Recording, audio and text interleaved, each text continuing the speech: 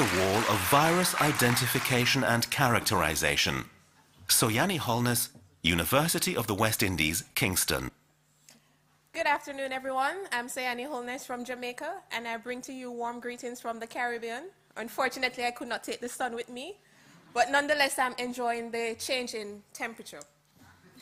Now, my research basically lies on identification and characterization of viruses affecting tomatoes and pepper in Jamaica using microRNA sequence techniques.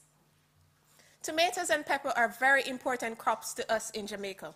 We call them cash crop. Our smallholding farmers depend on them for their livelihood.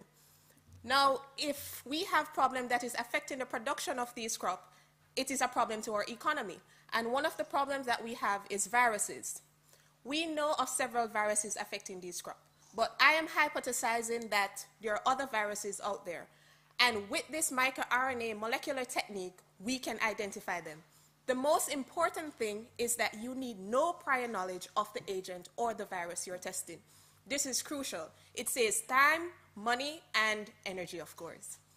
MicroRNAs, what are these? They are small RNA that they basically function as a regulating body in the plant cells. So they govern gene expression. Any element that comes in the plant, example viruses, what it does is that it regulates the invasion of the viruses in a sequence-specific manner. And these microRNAs is what we're going to exploit to identify our viruses. What we're going to do with these microRNAs is to deep sequence it. Some of you are familiar with deep sequencing, otherwise known as next-generation sequencing. And pretty much it's just a more accurate and faster sensitive rate of sequencing. How are we going to go about doing this? Just a quick synopsis. First, I would collect my leaf samples for my plants, both symptomatic as well as asymptomatic. I would collect the RNA, the total RNA. From the total RNA, I would extract my small RNAs. I would undergo ligation using my barcodes as well as my adapter. This is needed for identification as well as amplification of my genome DNA. After, I would convert by reverse transcriptase to complementary DNA, followed by amplification using PCR.